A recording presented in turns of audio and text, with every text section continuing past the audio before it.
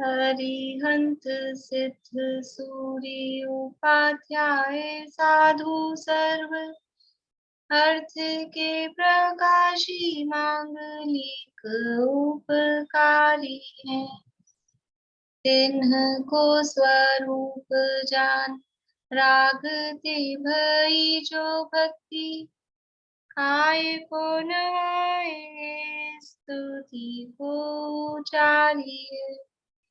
धन्य धन्य ते नहीं ते काज सब आज भई कर जोरी बार बार वंदना हमारी है। मंगल कल्याण सुख ऐसो हम चाहत हैं। हो मेरी ऐसी दशा जैसी तुम धारी है। हो मेरी ऐसी दशा जैसी तुम धारी है। मंगलमय मंगल करण वीत राग विज्ञान नमो ताहि जाते भई अरहंतादि महान। करी मंगल करी हो महा ग्रंथ करन को काज जाते मिले समाज सब पावे निज पद राज। इस भव तरु का मूल एक जानहु मिथ्या भाव ताको करि निर्मूल अब करिए मोक्ष उपाय करिए मोक्ष उपाय।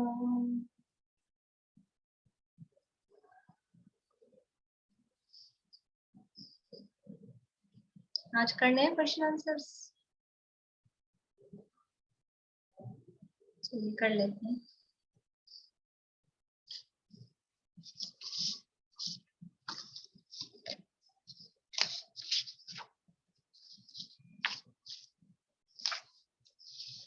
आठवें अधिकार का नाम बताइए।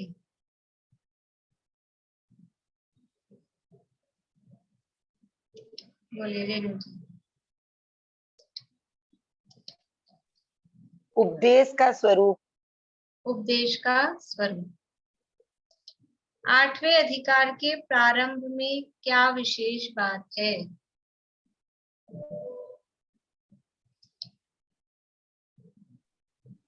मिथ्या दृष्टि जीवों को मोक्ष मार्ग का उपदेश देकर उनका दुख दूर होने के अर्थ होने का उपाय बताकर उन पर उपकार किया। नहीं, प्रश्न ये है आठवें अधिकार के प्रारंभ में विशेष बात क्या है, क्या अलग है? आठवें अधिकार की प्रारंभ की विशेष बात यह है कि इस अध्याय का प्रारंभ मंगलाचरण से नहीं किया गया है। यहाँ मंगलाचरण नहीं है, ये विशेष बात। आठवें अधिकार के प्रारंभ में मंगलाचरण क्यों नहीं है? ये सब बातें अपन ने पहले दिन की थी। निशान की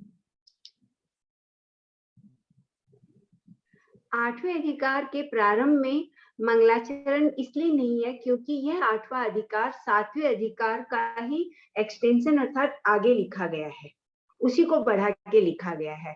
सातवें अधिकार पूर्ण होने पर पंडित जी ने उपदेश का स्वरूप लिखना शुरू किया था, पर वो कार्य पूरा होने के पहले ही पंडित जी का देवलोक। नहीं, ये तो पूरा हुआ है, आठवां तो पूरा हुआ है।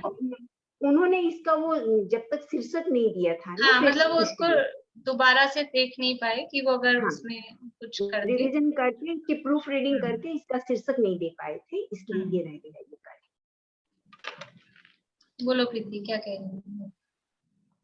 क्योंकि पंडित जी सातवें अधिकार के आगे उसके विस्तार के रूप में आठवां अधिकार प्रारंभ किया था, वह 7वें और 8वें दोनों अधिकारों को एक ही में रखना चाहते थे क्योंकि दोनों अधिकारों का विषय समान है। विषय समान है, ये बात भी एग्जैक्टली तो नहीं है क्योंकि उसमें 4 प्रकार के मिथ्यादृष्टियों का वर्णन है, लेकिन वो जो उभयाभासी प्रकरण में जो बात आई थी, उभयाभासी प्रकरण से वहां पे निश्चय व्यवहार रूप शैली का वर्णन किया था। अब यहाँ पर उसके साथ में ये जो 4 अनुयोग की शैली है उसको भी फिर उन्होंने इसी के साथ में कंटिन्यूस में देना जिस समझा, इसलिए मतलब उसी का 7वें अधिकार को ही आगे बढ़ाते हुए वो ये अधिकार लिखे हैं, इसलिए इसमें अलग से मंगलाचरण उन्होंने नहीं दिए। और इसका ये भी आ सकता है ना कि जो 4 प्रकार की मिथ्या दृष्टियों की जो विपरीत मान्यताएं थी, उन क्या हुआ भाई, उन वो सब जो 4 प्रकार की मिथ्या दृष्टियों की विपरीत मान्यताएं बताई 7वें अधिकार में, उन मान्यताओं में फंसे हुए जीवों को फिर से उपदेश दे रहे डबल से, और उनको सच्चा मोक्ष मार्ग का निरूपण करने के लिए उन्होंने 8वें अधिकार में चारों अनुयोगों के अनुसार उपदेश दिया उनको, और उनकी भूल सुधारने का प्रयत्न किया है। ये आएगा क्या? हाँ ठीक है, मतलब जो 7वें अधिकार का जो काम था, हाँ इस आधार पे वो विषय मिलता है कि 7वें अधिकार का काम ये था भूल सुधार करने का, तो यहाँ पर भी ये 8वां अधिकार भी कि चारों अनुयोगों के स्वरूप को यदि नहीं समझ पा रहे हैं तो वही भूल रहती है। वहां उभयाभासी प्रकरण में मुख्य रूप से निश्चय व्यवहार, उभयाभासी क्या कहें, चारों ही मतलब तीनों ही प्रकार के जो आभासी हैं वो निश्चय व्यवहार शैली को नहीं समझने के कारण वह आभास बन रहा है। तो यहाँ पर भी ये जो जिनवाणी के कथन करने की पद्धति है, अगर ये नहीं समझेंगे तो फिर कुछ ना कुछ गड़बड़ होगी, इसलिए तो वो प्रीति ने कहा वो भी बराबर बन जाएगा कि दोनों इस आधार पे दोनों अधिकारों का विषय, मतलब इस आधार पे विषय समान है कि वहां पे भी भूल बताई गई है और यहाँ पर भी भूल बताई गई है। अच्छा पॉइंट। फिर से उनको उपदेश देकर फिर से उनकी भूल सुधारने का मौका दिया गया है इसमें। हाँ बिल्कुल, तो यानी उसी बात को, मतलब भूल सुधारने का काम वहां था 7वें अधिकार में और भूल सुधारने का ये काम यहाँ पर कर रहे हैं, तो इसलिए वो उसी का ही मतलब वही हुआ ले देखे कि वो 7वें अधिकार का ही विस्तार अभी यहाँ पर चल रहा है। बोलिए भारती। मैं कह रही थी ये मूल कृति में मतलब ये 8वां अधिकार उन्होंने लिखा है 8वां अधिकार करके, मतलब ये ऐसे अलग से कुछ करा है उन्होंने कि वो मतलब इसका मतलब ये तो बाद में लिखा गया होगा ना 8वां अधिकार ऐसे, मतलब टाइटल नहीं लिखा तो उन्होंने ही है और हेड नंबर भी उन्होंने ही दिया होगा, तभी तो 8वां नंबर दिया है उसमें, मूल में भी उन्होंने ये नंबर दिया ही होगा। नहीं तो जब उन्होंने ये पूरा कर लिया था 8वां अधिकार और 9वां में भी चले गए थे तो फिर इसका उन्होंने पहले मतलब मंगलाचरण नहीं लिख पाए, मतलब नहीं लिखा उन्होंने। मंगलाचरण नहीं लिखा, अधिकार लिखना चालू कर दिया। कभी कभी ऐसा होता है ना, अपन जैसे हम लोग जैसे ये थीसिस वगैरह लिखते हैं या कोई आर्टिकल लिखते हैं, यानी शोध रूप में यूनिवर्सिटी लेवल पे, तो क्या होता है कि स्टार्टिंग नहीं आ पाती, मतलब स्टार्ट करना कि कैसे इसको स्टार्ट करें, तो क्या करते हैं पहले बीच का मैटर तो लिख लेते हैं, फिर स्टार्टिंग प्रस्तावना और वो क्या बोलते हैं लास्ट का उपसंहार वो फिर देख लेंगे, तो बीच बीच का तो लिख लें एक बार, मैटर तो हो जाए, ऐसा सोचते हैं। तो ऐसा ही उन्होंने ये लिख लिया और फिर सोचा होगा इसको कहीं, या तो ये सोचा हो 7वें अधिकार के पहले ही रख दें, ये भी मतलब ऐसा हो सकता है ना माइंड में कि इसको पूरे के पूरे को उठा के वहां रख दें कि कहाँ रख दें, ऐसा सोच के जो भी उनके दिमाग में हो, मंगलाचरण उन्होंने नहीं किया। तो अपन तो यही मान के चलें कि 7वें अधिकार का ही अतिरिक्त विस्तार रूप इसमें दिया गया है, इसलिए, और दोनों क्योंकि दोनों अधिकारों की विषय वस्तु में वो भूल सुधारने का वहां प्रयोजन था, यहाँ पर भी अनुयोगों के संबंध में जो भूल है वो सुधारने का प्रयोजन लिया, वहां नयों के संबंध में जो भूल थी निश्चयाभासी व्यवहाराभासी उभाभासी, उसमें नयों के संबंध में भूल सुधारने का प्रयोजन लिया गया। तो दोनों अधिकारों की में भूल सुधारने का प्रयोजन है और दोनों ही ये जिनवाणी के कथन करने की, अर्थ समझने की 2 शैलियां हैं, इसलिए दोनों को पास पास में साथ साथ में रखा है। उत्तम उपकार क्या है? लेट ज्वाइन किया है, कौन कौन सी 2 मतलब शैलियां, निश्चयवाची और व्यवहारवाची? तो निश्चय व्यवहार वाली शैली और 4 अनुयोग वाली शैली, ये तो कल भी चला था, परसों भी चला था। हाँ, दो तरह की शैलियां हैं। नेक्स्ट क्वेश्चन है, उत्तम उपकार क्या है, ऐसा उपकार कौन करते हैं? बेला जी। मिथ्या दृष्टि जीवों को मोक्ष मार्ग का उपदेश देकर उनका उपकार करना यही उत्तम उपकार है, और ऐसा उपकार तीर्थंकर गंधर आदि करते हैं। ठीक है, बढ़िया। उपदेश का स्वरूप जानना क्यों आवश्यक है? रेखा जी।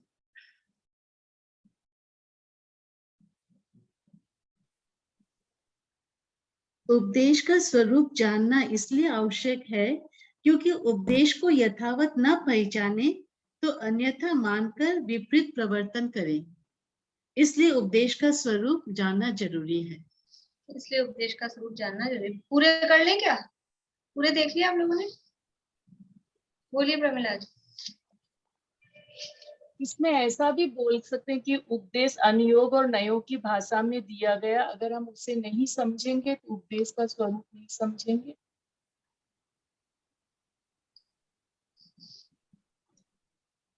शास्त्रों के अर्थ समझने की कितनी पद्धतियां हैं? अनीता आंटी। शास्त्रों के अर्थ समझने की चार पद्धतियां हैं: वर्तमान योग, कर्णन योग, चरणन योग और द्रव्यान योग। नहीं, इसमें ही आएगा वो पद्धतियां जो अभी कहा ना, दो है, एक निश्चय व्यवहार रूप पद्धति और एक चार अनुयोग रूप पद्धति। वो शब्द थोड़े एक से ही हो रहे हैं तो वो कंफ्यूजन होगा ही इस प्रश्न में, क्योंकि अनुयोगों का चैप्टर चल रहा है। लेकिन अपन ने दो तरह की, उसको शैली कहें, पद्धति कहें। निश्चय व्यवहार रूप पद्धति लिखा जाएगा। हाँ, एक निश्चय व्यवहार रूप पद्धति मतलब एक नयों वाली पद्धति और एक अनुयोग वाली पद्धति, ऐसा। अनुयोग किसे कहते हैं?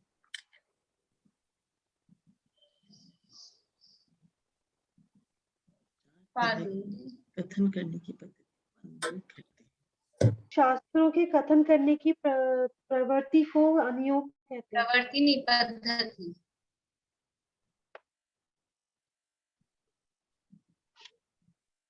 शास्त्रों के कथन करने की पद्धति को अनुयोग कहते हैं। अनुयोग कितने होते हैं, नाम बताने हैं। बोलिए भारतीय। प्रथमानुयोग, कर्णानुयोग, चरणानुयोग और द्रव्यानुयोग। चारों अनुयोगों का।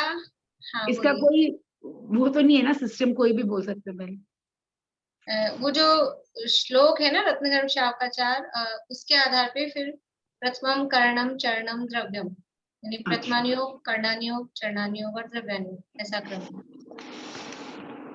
ये भी इसी क्रम से देखिए, जो आगे चलेगी ना चर्चा, इसमें भी यही क्रम लेंगे। अभी प्रथमानुयोग का प्रयोजन है, फिर कर्णानुयोग का, फिर चरणानुयोग का, फिर द्रव्यानुयोग का, वही क्रम रहता है। चारों अनुयोगों का सामान्य स्वरूप। इसका नंबर नहीं आया, आशा आंटी बोलिए। प्रथमानुयोग में जो तीर्थंकर, चक्रवर्ती, दरिक्षत, सुला का पुरुष और महान पुरुषों की कथा, पुण्य पाप का फल ये बताया गया है।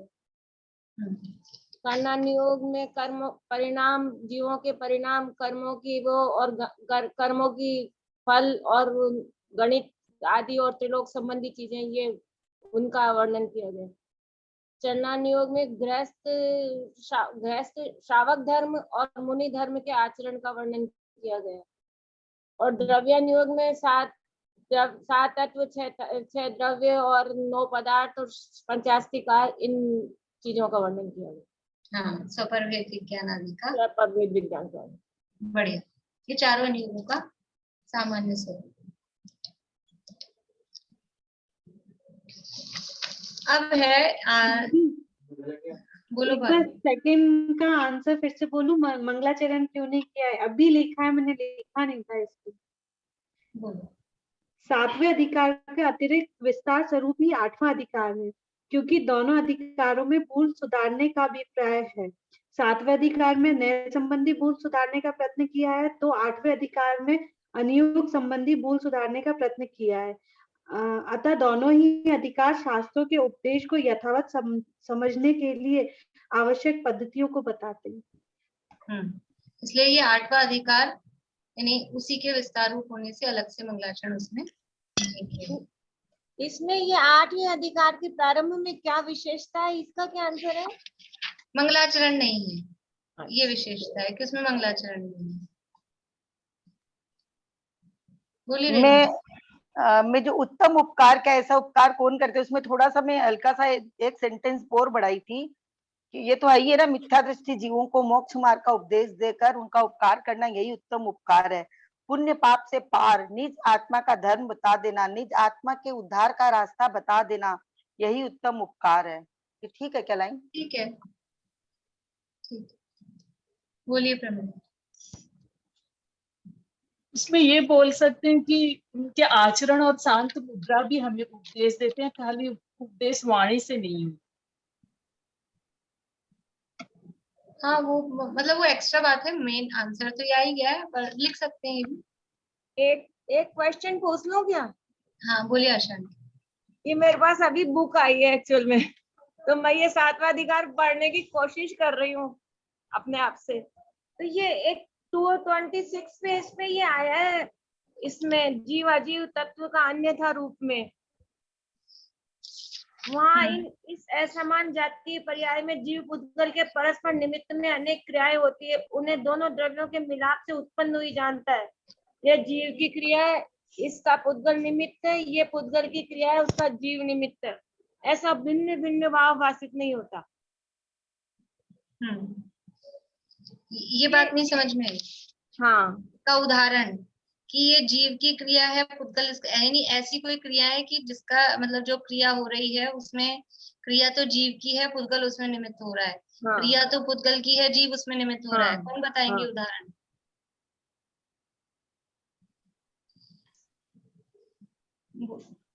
बोलो प्रीति। जैसे ज्ञान का जो काम है वो आत्मा का है, लेकिन अपन जान रहे हैं कि मैं आँख से देख रहा हूँ, कान से सुन रहा हूँ, तो पुद्गल उसमें निमित्त है, लेकिन मैं मतलब पुद्गल की ही जान रहा हूँ, उसको अपना नहीं जान रहा। जैसे कहा ये जीव की क्रिया है, पुद्गल इसका निमित्त है, तो जानना, देखना, महसूस करना ये जीव की क्रिया है, और ये आंख, नाक, कान ये तो पुद्गल है ना, ये उसमें निमित्त बन रहे हैं। लेकिन क्या मानता है, ये भिन्न भिन्न स्वरूप नहीं भाषित होता है कि आंख नहीं देख रही है, मानता है ये आंख देखती है, कान सुनते हैं, ऐसा मानता है। अभी दूसरा बताओ, ये पुद्गल की क्रिया है, जीव उसमें निमित्त है। पुद्गल की क्रिया जैसे कि ये स्पर्श रस गंध वर्ण वाली, तो नाक सूंघ रही है लेकिन मैं मान रहा हूँ, और ये नाक सूंघ रही नहीं है, अभी तो अपन ने कहा नाक नहीं सुनती, अपन सुनते हैं। बोलिए प्रमिला जी, बोलिए। बुखार वगैरह आ जाता है ना, उसको बोलते हैं ना कि मुझे बुखार आ गया, तो पुद्गल की क्रिया है गर्म ठंडा होना। हाँ। और उसको अपने जीव की मान लिया ना कि मुझे हुआ हाँ। करके। मैं गर्म हो गया है, गर्मी, हाँ। ये गर्मी लग रही है, सर्दी लग रही है, ये पुद्गल की क्रिया है, लेकिन उसको जीव की मानता है, ऐसा। ठीक है, चलिए। कर्णान योग का प्रयोजन, यहाँ से अपने को शुरू करना है आज। 269 नंबर पेज है। कर्णान योग किसे कहते हैं? सामान्य स्वरूप तो अपन ने देखा ही है, गुणस्थान, मागना स्थान आदि रूप, जीव का, कर्मों का, त्रिलोकाधिकार इसमें वर्णन हो। रत्न शावकाचार्य से भी अपन देख रहे हैं, उसका श्लोक पहले पढ़ के फिर आगे अपन यहाँ से पढ़ते हैं। देखिए, कर्णान योग का स्वरूप बताने वाला श्लोक।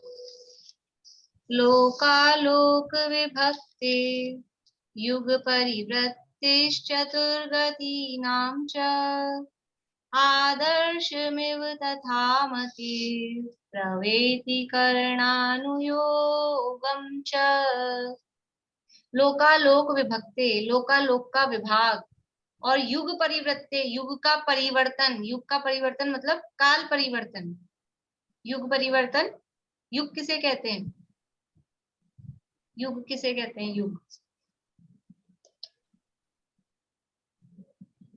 कौन बता रहे हैं? युग किसे कहते हैं? बोलिए सुनीता आंटी। वर्तमान का युग होता है ना, जो वर्तमान चल रहा है हमारा, वो तो पर कितने टाइम पीरियड का? अनादिकाल को युग कहते हैं, जो अनादिकाल से चले आ रहे हैं ना, नहीं, क्योंकि युग नहीं। शिक्षा सागर में प्रभु गोते खाता है, नहीं, नहीं, तो उसमें आदिनाथ से अभी तक एक वही युग चल रहा है। नहीं नहीं नहीं नहीं, ये कलयुग चल रहा है, सतयुग चल रहा है, ये सब आएंगे ना, ये नहीं अरे आएंगे। तो वो चल तो रहा है, उसे कहते किसे हैं, युग किसे कहते हैं, कितने हाँ, टाइम, मैं बोल रही हूँ कितने टाइम पीरियड का एक युग होता है, मैं आपको हिंट दे रही हूँ। बोलिए 10 भारती आंटी बोलिए। 10 कोड़ा कोड़ी अभी सागर का मॉडर्न एक में तो मेरे ख्याल से 1000 साल का होता है, मेरे ख्याल से। नहीं नहीं, चलो 10 किसी को भी नहीं ख्याल में। 10 कोड़ा कोड़ी एक सागर का हजार जो एक कोड़ा शब्द कोड़ी, शब्द जब एक एक आप आरा मत समाप्त बोलिए, मैं होगा जिनका नाम ले गई हूँ ना, ऐसे तो बहुत वो हो जाएगी गड़बड़। बोलो प्रीति, बोलो युग किसे एक कहते हैं। सर्पिणी और एक अपसर्पिणी मिला के। एक उत्सर्पणी और एक अवसर्पणी मिला के वो एक कल्प काल होता है, उसको भी एक युग कहते हैं। अदरवाइज सामान्य में इन जनरल 5 वर्ष का एक युग होता है, 5 वर्ष का। विनीता आंटी आप कुछ और बता रहे हैं? विनीता आंटी नेटवर्क मैंने पढ़ा था 1000 साल का, इसलिए मैं बोली थी 1000 साल का अपने, अब हो सकता है लौकिक में कुछ ऐसा चलता हो, अपने हाँ, लौकिक का धार्मिक ही क्षेत्र में 5 वर्ष का युग कहा जाता है, या एक उत्सर्पणी एक अवसर्पणी को मिलाकर फिर वो एक, ज्यादातर 5 वर्ष का एक युग ऐसा कहा जाता है। हाँ, आप लोगों के हैंड जवाब देने के लिए रेज हैं। आशा आंटी, वर्षा भाभी, बोलिए आशा आंटी क्या बोल रहे हैं?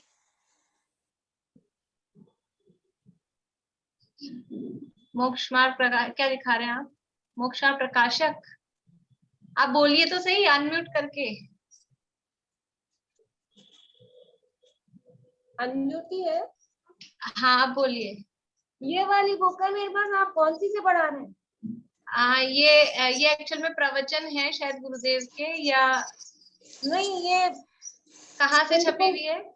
कुंद कुंद कान पारमार्थिक ट्रस्ट मुंबई, तीर्थधाम मंगलायतन अलीगढ़।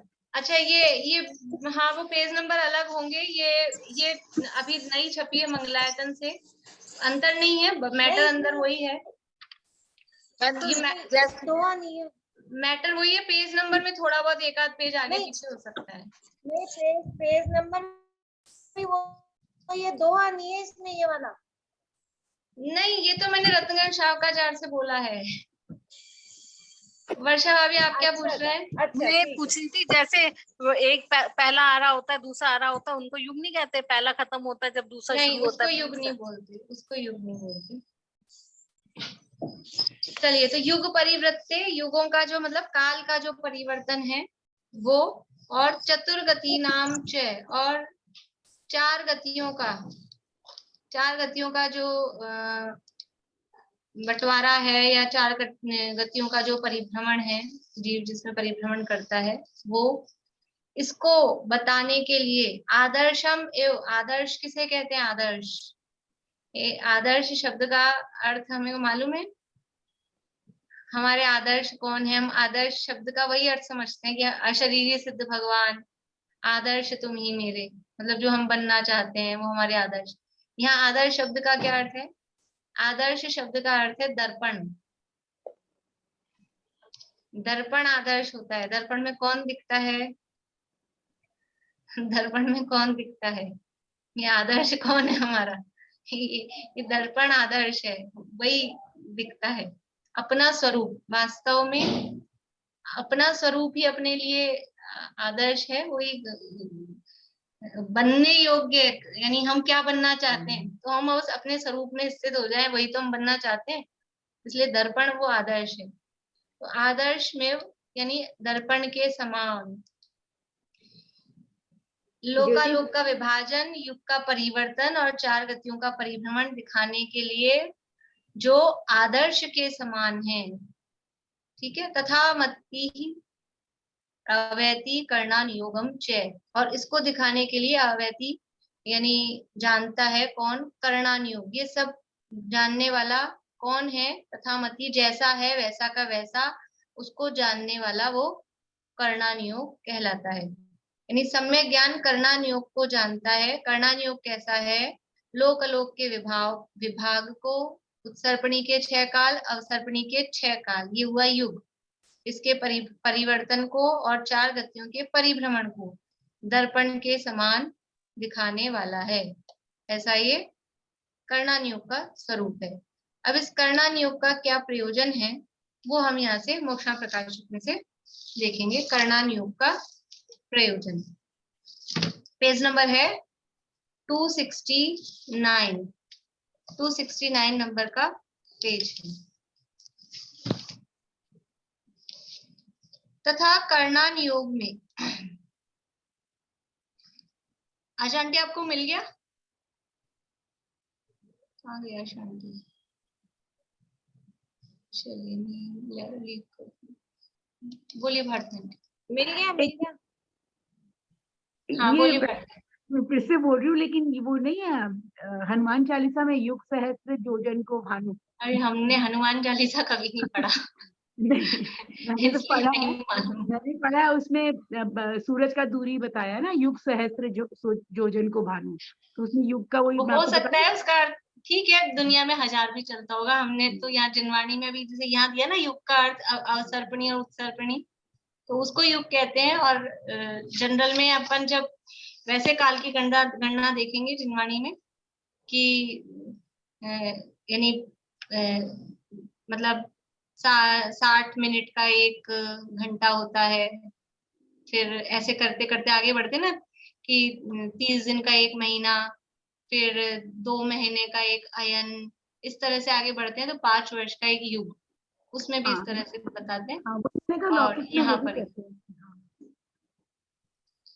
तथा कर्णान योग में जीवों के व कर्मों के विशेष तथा त्रिलोक आदि की रचना निरूपित करके जीवों को धर्म में लगाया है। प्रथमान योग में जीवों को धर्म में कैसे लगाया था कि पुण्य संसार का स्वरूप, पुण्य पाप की विचित्रता और महान पुरुषों की प्रवृत्ति, संसार की विचित्रता, पुण्य पाप का फल और महापुरुषों की प्रवृत्ति, ये 3 बातें बताई थी। कर्णान योग में जीवों के व कर्मों के विशेष, विशेष का अर्थ क्या है? जीवों के व कर्मों के विशेष, विशेष का अर्थ होता है उनकी पर्याय, उनकी अवस्थाएं, उनके भेद प्रभेद, यथा योग्य जहाँ जो अर्थ हो वो लगा सकते हैं। विशेष का मतलब है कि सामान्य रूप से नहीं, विशेष मतलब कहीं भेद बता रहे हैं, कहीं उनकी पर्याय बता रहे हैं, कहीं उनके गुणों के आधार पे, अवस्थाओं के आधार पे। तो जीवों के भेद प्रभेद, अब ये संसारिणो मुक्ताश्च समनस्का मनस्कः संसारिणस्य स्थावरा, फिर पृथ्वी अप्यजो अयि वनस्पतयः स्थावरा, यानी 14 जीव समास, फिर 19 जीव समास, फिर आगे बढ़ते बढ़ते 98 जीव समास, 406 जीव समास, ये जो वर्णन है ये सारा जीवों का विशेष, जीव कैसे कैसे किस किस टाइप से पाए जा सकते हैं, ये जीवों का विशेष। और कर्मों का विशेष, कितने हैं कर्म? 1 है कि 3 है कि 8 है कि 148 है कि 168 है कि संख्यात है, असंख्यात है, कितने हैं कर्म? तो ऐसे कर्मों की विशेष, और खाली संख्या में विशेष नहीं, फिर उनके स्थिति बंध में, उनके, ये तो प्रकृति बंध की बात हुई, फिर स्थिति बंध में विशेषताएं कि सामान्य रूप से बता दिया कि इस कोड़ा कोड़ी सागर है कि फिर 70 कोड़ा कोड़ी सागर है, ये सामान्य कथन कर दिया, इस कोड़ा कोड़ी उत्कर्ष स्थिति। फिर अलग अलग अलग अलग एक एक कर्म की, फिर एक एक कर्म की अलग अलग, उसके बाद में एक एक मार्गणा में, यानी किस जीव को कितनी बंध सकती है, किस गति में, किस योग में, किस वेद में, ऐसा गति इंद्रिय का, योग, वेद, कषाय, ज्ञान, संयम दर्शन, लेश्या, भव्यत्व, संगीत, आहार, सब में अलग अलग कि किस संगी को कितनी बन सकती है, असंगी को कितनी बन सकती है।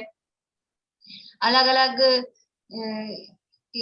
दर्शनों में चक्षु दर्शन वाले को, अचक्षु दर्शन वाले को, अलग अलग ज्ञान वालों को, अलग अलग सम्यक्त्व वालों को, ये सारा, तो ये सब क्या है? कर्मों का विशेष। ये तभी अपन स्थिति देख रहे हैं। फिर अनुभाग के संबंध में, प्रदेश बंध के संदर्भ में, सब में, तो ये उनका हुआ विशेष। सामान्य से अपन ने जान लिया कि कर्म है 8, लेकिन फिर उनका विशेष, विशेष में मतलब भेद प्रभेद पर्याय अवस्थाएं, वो सब समझो। जीवों के व कर्मों के विशेष तथा त्रिलोक आदि की रचना निरूपित करके जीवों को धर्म में लगाया है। यानी त्रिलोक की रचना के वर्णन से ऐसा लगता है, जो लोग अध्यात्म में बढ़ जाते हैं, कि इससे क्या होगा, सुमेरु पर्वत को नाप रहे हैं और जम्बूद्वीप को नाप रहे हैं, लवण समुद्र को नाप रहे हैं, लेकिन इसमें लोगों को इंटरेस्ट होता है, जीव इसके माध्यम से धर्म में लग जाते हैं। बच्चों को आता है इसमें, बच्चे मतलब थोड़े बड़े समझदार हो गए हों, 8-10 साल के हो गए हो, तो इसमें इंटरेस्ट आता है और आजकल के जो आधुनिक साधनों से दिखाते हैं 3D वगैरह से, तो और इंटरेस्ट आता है, बड़ों बड़ों को इंटरेस्ट आता है, इसके माध्यम से रुचि लग जाती है। जिनको थोड़ा बहुत भी भूगोल में, साइंस में इस तरह की सूरज चांद तारे कैसे क्या काम कर रहे हैं, कौन कहाँ क्या कैसा है, तो उनको इस माध्यम से रुचि लगती है। धर्म में लगाना एकमात्र उद्देश्य है, जैसे तैसे करके जीव धर्म में लग जाए। तो त्रिलोक आदि की रचना के माध्यम से जीवों को धर्म में लगाया है। जो जीव धर्म में उपयोग लगाना चाहते हैं वे जीवों के गुणस्थान, मार्गणा आदि विशेष तथा कर्मों के कारण अवस्था, फल किस किस के कैसे कैसे पाए जाते हैं इत्यादि विशेष तथा त्रिलोक में नरक, स्वर्ग आदि के ठिकाने पहचान कर पाप से विमुख होकर धर्म में लगते हैं। यानी उपयोग, अगर उपयोग को इधर उधर हमारा नहीं भटके, कंसंट्रेशन बने, वो यदि हम चाहते हैं, एकाग्रता चाहते हैं, तो करणान योग से अच्छा कोई माध्यम नहीं है। उपयोग की स्थिरता बहुत अधिक होती है इसमें, क्योंकि बातें ही ऐसी होती हैं, बातें इतनी सूक्ष्म होती है कि उपयोग जरा भी इधर उधर खिसका कि बात गई अपनी, इसलिए बिल्कुल उपयोग को पकड़ के रखे रहना पड़ता है, चला नहीं जाए जरा सा भी। तो जो जीव धर्म में उपयोग लगाना चाहते हैं वे जीवों के गुणस्थान, मार्गणा आदि विशेष, ये दो मुख्य पॉइंट है, समझ लीजिए, एक गुणस्थान और एक मार्गणा स्थान, मग्गण गुण ठाणे ही है, दो हैं, इसी में पूरा करना नहीं हो गया। तो जो भी वर्णन होगा गुणस्थानों के आधार पर और फिर उसमें मार्गणाओं के आधार पर, और फिर क्या करते हैं, दोनों को एक दूसरे में घुसाते हैं। जैसे कि पहले तो अपन सिंपल समझो, बंद विच्छित्ति, एक अपन ने पॉइंट लिया, बंद विच्छित्ति है, गुणस्थानों में बंद विच्छित्ति अपन ने देखी है। फिर इसके बाद में मार्गणाओं में बंद विच्छित्ति, मार्गणाओं में कैसे, एक गति मार्गणा ली, फिर नरक गति में, तिर्यंच गति में, मनुष्य गति में, देव गति में। तो अभी जो सामान्य कही है ना, वो मार्गणाओं में अंतर पड़ जाएगा, फर्क पड़ जाएगा थोड़ा थोड़ा। और फिर एक एक मार्गणा में, यानी अब एक गति को लिया नरक गति में, तो नरक गति में जितने गुणस्थान होते हैं फिर उस गुणस्थानों के आधार पे लगाओ, यानी पहले तो गुणस्थानों में लगाई, फिर मार्गणा में लगाई, फिर उस मार्गणा में वापस गुणस्थान। तो नरक गति में कितने गुणस्थान हो सकते हैं, कितने गुणस्थान हो सकते हैं, बढ़िया, 4 गुणस्थान हो सकते हैं। तिर्यंच गति में 5, मनुष्य गति में 14, पूरे ही हो जाएंगे 14, और देव गति में 4। तो इस तरह से अब वो जो बंद विच्छित्ति है, ये सामान्य तो हमने किया है 14 गुणस्थानों का, लेकिन छठे से ऊपर के गुणस्थान सारे मनुष्य गति में ही बनेंगे। और फिर अलग अलग नरक गति में जो विच्छित्तियां हैं वो पहले गुणस्थान में है, दूसरे गुणस्थान में है, तो जो सामान्य है उससे थोड़ा अंतर पड़ेगा। मनुष्य गति में जो विच्छित्तियां हैं उसमें सामान्य से थोड़ा अंतर पड़ेगा। तो अभी मैं नहीं बता रही हूँ वो सारी बातें, लेकिन अभी कैसे सब चौकन्ने हो गए हैं। निशा आंटी को तो लग रहा है अभी बता दो सारा। उपयोग लगता है इसमें, ये विशेष बताते हैं ना, जितना ज्यादा विशेष अंदर गहराई में जाते हैं उतना उसमें उपयोग लगता है। तो जो जीव धर्म में उपयोग लगाना चाहते हैं वे जीवों के गुणस्थान, मार्गणा आदि विशेष तथा, ये देखो गुणस्थान और मार्गणा स्थान क्या है, किसकी अवस्था है, जीव की अवस्था है, जीव का वर्णन है, जीव की ही अवस्था है।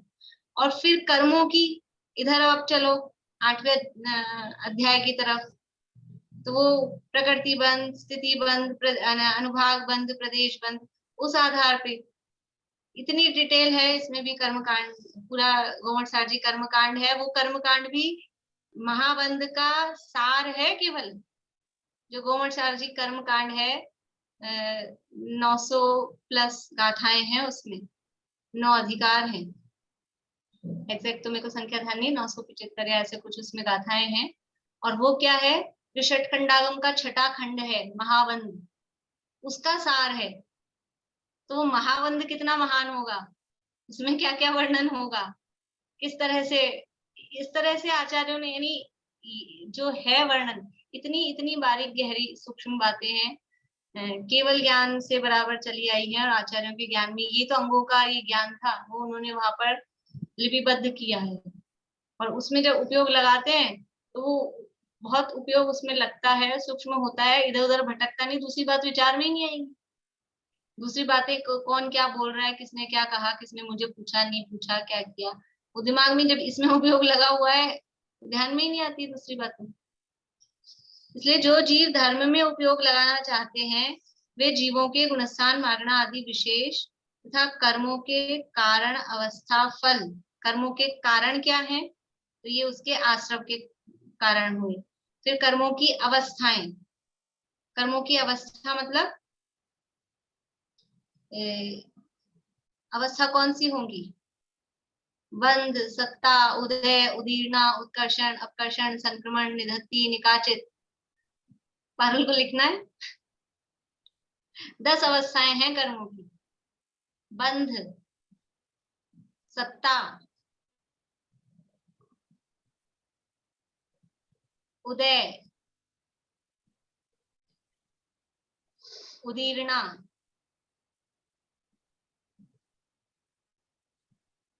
उत्कर्षण,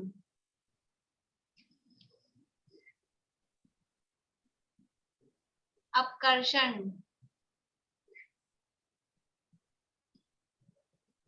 संक्रमण,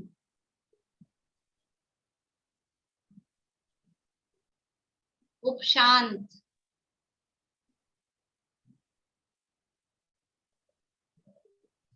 निधत्ती, छोटा नी, न में छोटी की मात्रा, ध से धनुष और ता में छोटी की मात्रा लेकिन डबल है, निधत्ती। और निकाचित, निकाचित, छोटी की मात्रा आएगी दोनों जगह, निकाचित।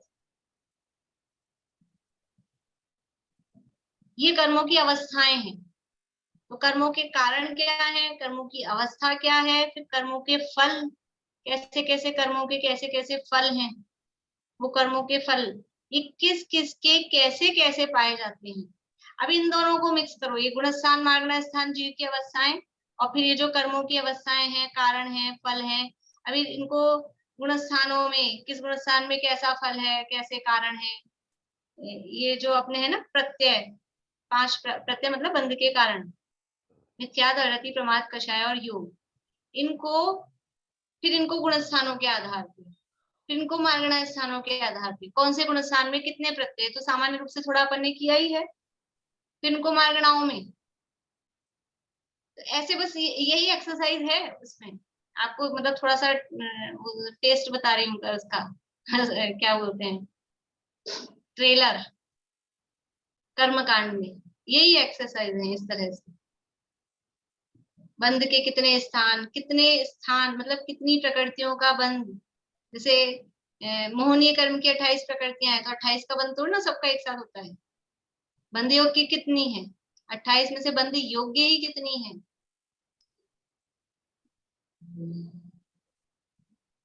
बोलो कौन बोलता है, बंध योग की कितनी है, बोलो पारुल। भाभी 26 ही तो होंगी। 26 बिल्कुल, तो वो 26 बंध योग्य है, तो 26 हर समय बंधेंगी क्या, हर समय नहीं बनती है। 3 वेद में से एक ही वेद बंधेगा एक समय में, 2 ये कम हो गई। हाथ से शोक में से एक समय में एक बंधेगा, रति या रति में से एक समय में एक बंधेगा, एक समय में। समय बदल जाएगा तो बनती रहेंगी, 16 कषाय तो पूरी की पूरी बनती है, लेकिन ये जो क्या बोलते हैं ऐसी वाली है ना जोड़ मतलब विपरीत वाली, उसमें से एक समय में एक ही बंधेगी, तो 2 ये कम हुई, 2 ये कम हुई, 4।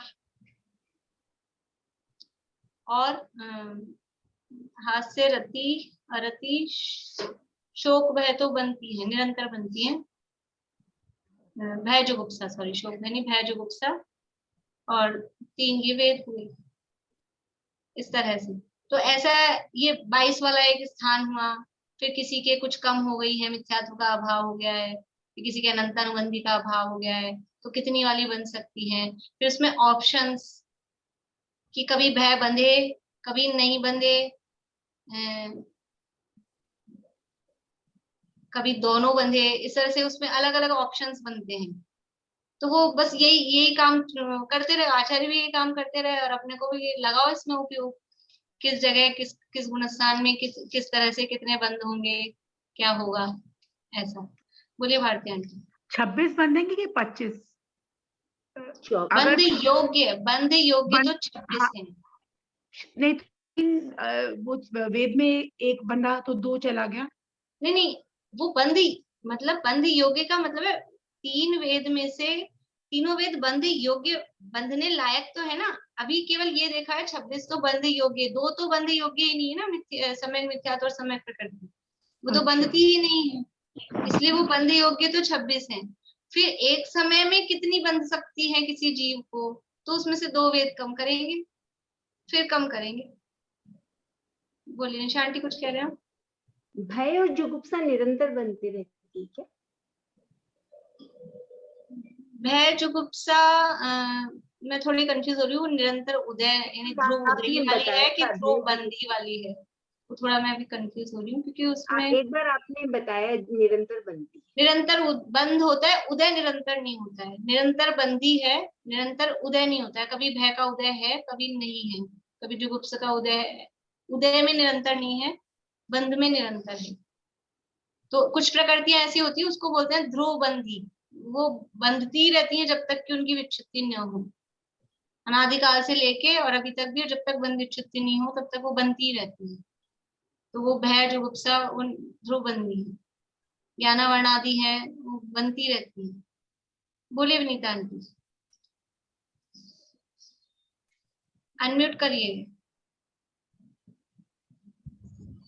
एक बार ना सर्वार सिद्धि ग्रंथ लिया था मंदिर से, उसमें गुणस्थान और मागनास्थान जैसे आप बता रहे ऐसे पद परिचय के तौर पर बड़ा सुंदर था, लेकिन ये नहीं ध्यान रहा किस विद्वान की लिखी है, वो मिलती नहीं है।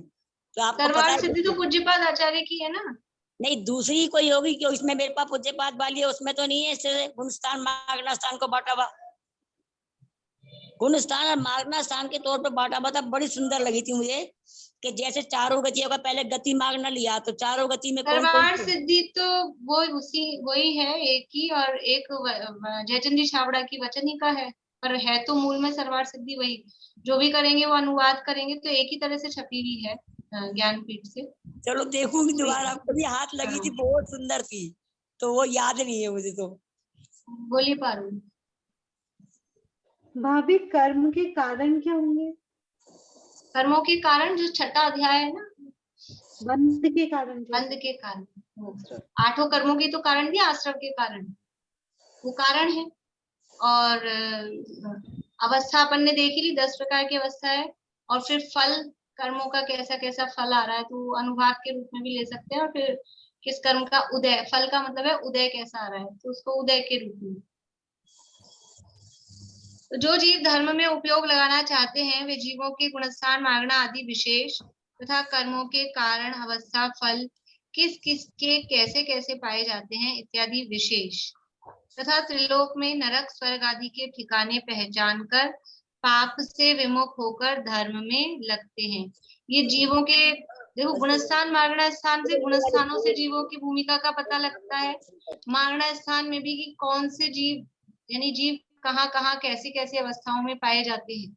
मागना मतलब जीवों को खोजने का स्थान, वो जीवों का पता लगता है। और फिर उसके साथ में त्रिलोक की रचना, तो पाप का फल भोगने का स्थान क्या है, पुण्य का फल भोगने का स्थान क्या है, भोग भूमि है, कुभोग भूमि है, तो वो किस तरह से अज्ञान पूर्वक किया गया दान है कि पात्र दान दिया है, अज्ञान पूर्वक जो तपस्चरण किया गया हो तो भवनत्रिक में जाएगा, वो भी मंदकषाय उसमें रही हो। तो ऐसे ये स्थानों का भी पता लगता है कि पाप का फल भोगने के स्थान क्या है, पुण्य का फल भोगने के ठिकाने, मतलब उनके स्थान पहचान कर पाप से विमुख होकर धर्म में लगते हैं।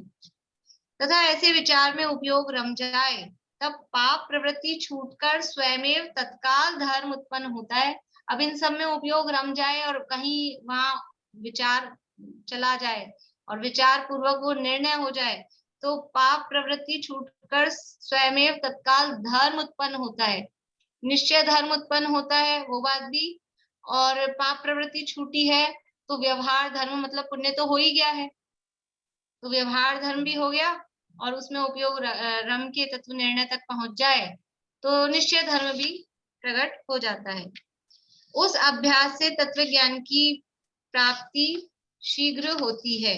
तो अभी यहाँ तत्काल धर्म उत्पन्न होता है, मतलब इसको व्यवहार धर्म के रूप में लेना। फिर उस अभ्यास से तत्व ज्ञान की भी प्राप्ति शीघ्र होती है, यानी यथार्थ धर्म है, निश्चय धर्म भी शीघ्र ही प्राप्त होता है। तथा ऐसा सूक्ष्म यथार्थ कथन जिन मत में ही है, अन्यत्र नहीं है, इस प्रकार महिमा जानकर जिन मत का श्रद्धानी होता है, यानी जैन धर्म में श्रद्धान दृढ़ करना हो तो करणान योग उसमें बहुत प्रयोजनभूत है, क्योंकि ऐसी सूक्ष्म बातें, इतनी बारीक बातें ये अन्य कहीं नहीं मिलती है। एक करणान योग और एक न्याय, इनमें उपयोग लगाने लगो तो उपयोग बहुत लगता है। जैसे मैथमेटिक्स होती है ना, गणित स्कूल के विषयों में, तो जिसको नहीं समझ में आती है उसको बहुत कठिन लगती है, फिर समझ भी नहीं आती। लेकिन यदि समझ में आ जाए तो उसके जैसा, जैसे बोलते हैं स्कोरिंग, मतलब नंबर भी बहुत अच्छे आते हैं, और एक बार उपयोग लग जाए तो वो कहाँ फिर उसको सॉल्व करने में लग जाता है, समय का पता ही नहीं लगता है। तो ऐसे ही ये विषय है करणान योग आदि। तो ये करणान योग का प्रयोजन क्या है? प्रयोजन वही है कि ये सूक्ष्म बातों के माध्यम से जीव धर्म में लगे, पाप से बचे, और व्यवहार धर्म को प्राप्त करते हुए निश्चय धर्म को प्राप्त करे। बोलिए रेणु जी। ये निधत्ती और निकाचित जो कर्मों की जो अवस्था है, उसका क्या मीनिंग हुआ? निधत्ती और निकाचित, और तो समझ में आ गया। संक्रमण और उदीर्णा के अयोग्य जो प्रकृतियां होती हैं, जो कर्म होते हैं, उनको निधत्ती बोलते हैं, और उत्कर्षण, अपकर्षण, संक्रमण और उदीर्णा चारों के अयोग्य होते हैं, उनको निकाचित बोलते हैं। अभी इतना ही बताऊंगी, कल पूछना आप शुरू में। बोलिए वर्षा भाभी। न्याय शास्त्र में क्या मतलब, क्या चीज आती है उसमें? न्याय शास्त्र में तर्क की मुख्यता होती है, ये आएगा जब द्रव्यानुयोग का आएगा ना प्रकरण, उसमें आएगा, जिसमें तर्क की मुख्यता होती है, लॉजिक की मुख्यता होती है। अन्य मतों के साथ में जिस तरह से हम वाद विवाद, मतलब उनके सामने अपने मत को श्रेष्ठ सिद्ध कर सकते हैं, मतलब तर्क की मुख्यता उसमें होती है, लॉजिक वगैरह, वो न्याय शास्त्र कहलाता है। इस तरह से ये करणान योग का प्रयोजन, ये तो अभी नए लोगों के लिए है। अब जो जीव तत्वज्ञानी है, हो गए हैं, उनके लिए करणान योग प्रयोजनभूत है कि नहीं है, उसकी चर्चा आगे अपन करेंगे। कल तो सैटरडे है, परसों करेंगे, फिर मंडे को। जिनवाणी स्थिति बोलिए रेणु। नहीं, जिनवाणी स्तुति शेयर कर दीजिए, मैं बोल दूंगी। जोग धरे रहे जोग सो भिन्न, अनंत गुणात्म केवल ज्ञानी, तासुर द्रह सोनिक सी सरिता सर्वे श्रुत सिंधु समानी, याते अनंत नयातम लक्षण, सत्य स्वरूप सिद्धांत बखानी, बुद्ध लखे न लखे दूर बुद्ध, सदा जग माही जगे जीने वानी, बुद्ध लखे न लखे दूर बुद्ध, सदा जग माही जगे जीने वानी। नोबा नमोकार मंत्र।